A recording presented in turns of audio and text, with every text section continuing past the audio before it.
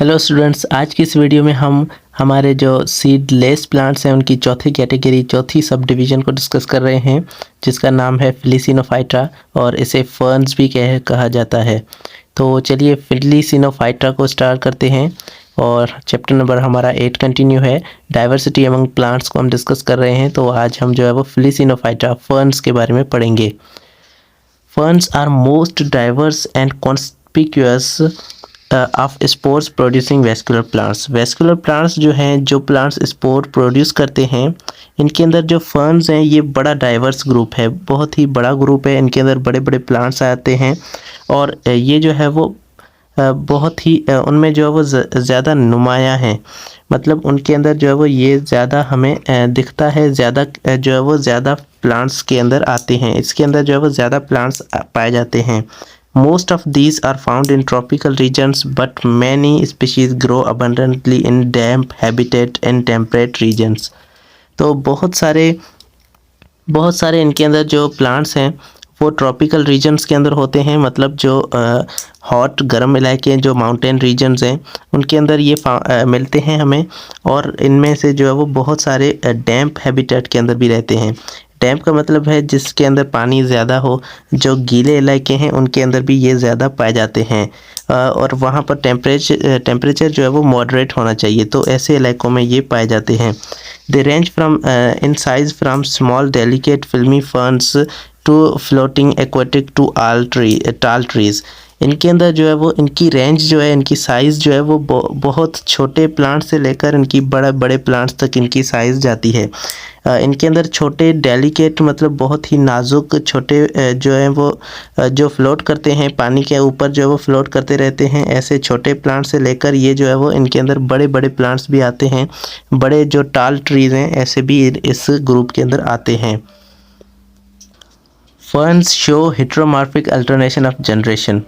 Ferns जो है ये heteromorphic alternation of generation show करता है। इसका मतलब ये है कि इसके अंदर जो दो जनरेशन होती है, स्पोरोफाइट और गेमेटोफाइट, ये एक दूसरे से डिफरेंट होती हैं। इनका जो गेमेटोफाइट है वो बहुत ही छोटा होता है, छोटी साइज़ का होता है, और इनका स्पोरोफाइट वो बहुत ही बड़ा होता है।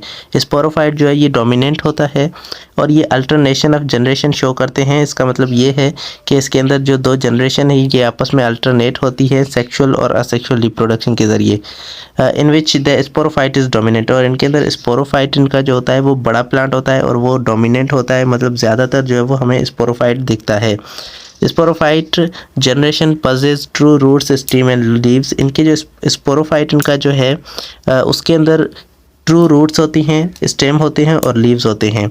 हमने सबसे पहले जो प्लांट्स पढ़े जो साइलोप्सिरा थे उसके अंदर सिर्फ ट्रू स्टेम और रूट्स कुछ नहीं था, उनके अंदर रूट्स और लीव्स कुछ नहीं थे, सिर्फ जो है वो ट्रू स्टेम था। तो लीव्स और ये उसके बाद जो हमने लाइकोप्सिडा और स्फेनोप्सिडा पढ़े उनके अंदर जो है वो ट्रू रूट्स और लीव्स भी थे। और आगे हम जो पढ़ रहे हैं ये जो प्लांट्स आ रहे हैं ये थोड़े एडवांस प्लांट हैं, इनके अंदर भी जो है स्टेम, रूट्स और लीव्स पाए जाते हैं। तो ये सारे ट्रू स्टेम और लीव्स फिलिसिनोफाइटा या फर्न्स के अंदर पाए जाते हैं। और ये फिलिसिनोफाइटा को जो है वो हम टेरोप्सिडा भी कहते हैं। टेरोप्सिडा ये जो है वो हमारे बुक में नहीं लिखा हुआ है, लेकिन इसे जो है वो टेरोप्सिडा भी कहा जाता है। पुराने बुक के अंदर इसका नाम जो है वो टेरोप्सिडा लिखा गया था। Vascular tissue xylem and phloem present in sporophyte. इनके जो वेस्कुलर टिश्यू हैं ये इनके स्पोरोफाइट के अंदर मौजूद होते हैं। जो वेस्कुलर टिश्यू जाइलम और फ्लोएम हैं जो ट्रांसपोर्ट करते हैं फूड और वाटर की, तो ये इसके अंदर मौजूद होते हैं। क्योंकि ये वेस्कुलर प्लांट्स हैं तो सारे वेस्कुलर प्लांट्स के अंदर जाइलम और फ्लोएम मौजूद होते हैं। Leaves relatively large and called fronds. इनके जो पत्ते होते हैं, इनके जो लीव्स होते हैं वो बहुत ही बड़े होते हैं और उनको जो है वो फ्रॉन्ट्स कहा जाता है। तो इनके लीव्स को फ्रॉन्ट्स कहा जाता है। Spores produce in sporangia which are usually in clusters called sorus. तो इनके जो स्पोर्स हैं वो स्पोरेंजिया के अंदर प्रोड्यूस होते हैं। ये तो हमें पहले से ही पता है कि स्पोरेंजिया के अंदर ही स्पोर्स प्रोड्यूस होते हैं, लेकिन इनके जो स्पोरेंजिया हैं ये इनके लीव्स के ऊपर ही मौजूद होते हैं। तो ये मिसाल के तौर पे इनका जो है वो ये इनका बड़ा सा लीव है। अब यहाँ पर जो है वो इसके अंदर यहाँ पर इसके स्पोरेंजिया मौजूद होंगे। बहुत सारे स्पोरेंजिया एक लीव पर जो है वो लगे हुए होते हैं। अब ये जो स्पोरेंजिया हैं ये यहाँ से स्पोर प्रोड्यूस करते हैं।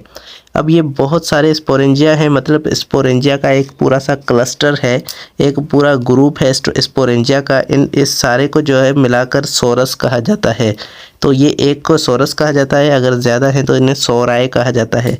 तो ये हमारे पास जो ग्रुप है स्पोरेंजिया का क्लस्टर जो है इसे सोरस कहा जाता है। तो स्पोरेंजिया में स्पोर्स प्रोड्यूस होते हैं और ये स्पोरेंजिया जो है ये लीव पर मौजूद होते हैं। तो एक बात हम पहले पढ़ चुके हैं कि लीव पर जो स्पोरेंजिया, जिस लीव पर स्पोरेंजिया लगे हुए होते हैं उसे जो है वो हम स्पोरोफिल कहते हैं। तो ये इनके लीव्स जो है वो स्पोरोफिल कहलाते हैं। Gametophyte is reduced and to small and simple prothallus.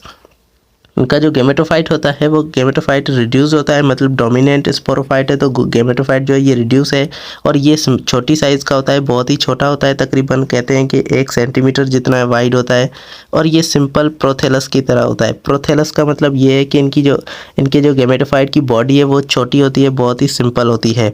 The prothallus contain male reproductive organ antheridia and female reproductive organ archegonia. तो इनका गैमेटोफाइट जो है, अब ये फिलिसिनोफाइटा का गैमेटोफाइट जो है ये मोनोशियस है, मतलब एक के अंदर ही दोनों सेक्स ऑर्गन्स मौजूद होते हैं। एंथ्रीडिया और आर्चिगोनिया दोनों एक गैमेटोफाइट के अंदर ही मौजूद होते हैं। तो इसका मतलब ये है कि इसके अंदर जो स्पोर्स होंगे वो भी एक जैसे होंगे। तो जिनके अंदर एक जैसे स्पोर्स होते हैं वही एक जैसे गैमेटोफाइट बनाते हैं और वही जो है वो मोनोशियस गैमेटोफाइट होते हैं। तो इनके गैमेटोफाइट जो है वो मोनोशियस हैं और उनके अंदर दोनों तरह के ऑर्गन्स एंथ्रीडिया और आर्चिगोनिया दोनों मौजूद होते हैं। फर्न्स का एक एग्जांपल लिखा हुआ है ड्रायोप्टेरस।